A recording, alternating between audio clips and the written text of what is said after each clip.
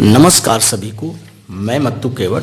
मैं आज आपको इस वीडियो के माध्यम से कक्षा 5वीं विषय परिसर अध्ययन में पाठ क्रमांक 21 कामों में व्यस्त हमारे आंतरिक अंग, इस पाठ के अंतर्गत शरीर की ऊर्जा, इस मुद्दे के बारे में आपको मैं संक्षिप्त जानकारी देने वाला हूं। तो आइए आप इस वीडियो के माध्यम से शरीर की ऊर्जा, इसके बारे में संक्षिप्त जानकारी प्राप्त करें। तो श्वसन क्रिया द्वारा शरीर की ऊर्जा के बारे में हम संक्षिप्त जानकारी प्राप्त करते हैं। तो लीजिए मैं इसका वाचन करके आपको दिखा रहा हूं। श्वसन क्रिया द्वारा हवा की ऑक्सीजन गैस शरीर के रक्त में मिश्रित होकर शरीर के प्रत्येक भाग में फैल जाती है।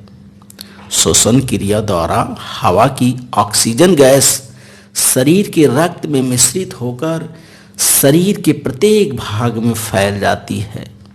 भोजन के पाचन के बाद तैयार होने वाले पचे हुए पदार्थ रक्त में मिश्रित होकर रक्त के साथ शरीर के सभी भागों तक पहुंचते हैं। इनमें से कुछ पदार्थ शरीर के लिए ईंधन का कार्य करते हैं। हवा की ऑक्सीजन रक्त के साथ शरीर के सभी भागों में पहुंचने पर वहां ईंधन रूपी पदार्थ का ऑक्सीजन की सहायता से मंद ज्वलन या दहन होता है और शरीर को ऊर्जा प्राप्त होती है। यही ऊर्जा शरीर के सभी कार्यों के लिए उपयुक्त होती है। इसे आप फिर से एक बार समझिए कि हवा की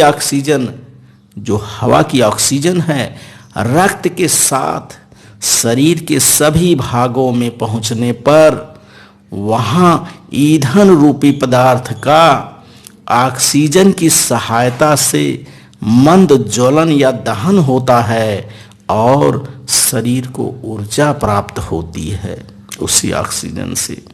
यही ऊर्जा शरीर के सभी कार्यों के लिए उपयुक्त होती है। आगे हम देखते हैं कि शरीर में रक्त परिसंचरण किस तरह से होता है। तो रक्त परिसंचरण के बारे में हम जानकारी लेते हैं कि भोजन के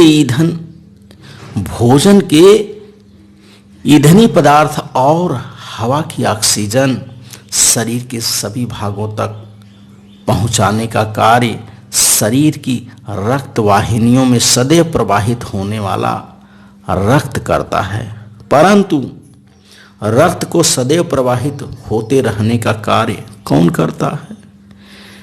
तो इसको हम जानते हैं कि हमने सीखा है कि यह कार्य होने के लिए हृदय का निरंतर अंकुचन और शिथिलन होता रहता है। अर्थात रक्त को सदैव प्रवाहित करने का कार्य कौन करता है? हृदय करता है।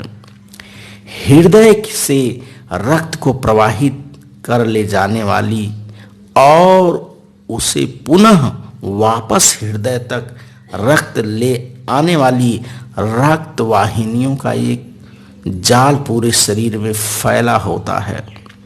पूरे शरीर में रक्त के निरंतर प्रवाहित होते रहने की क्रिया को रक्त परिसंचरण कहते हैं।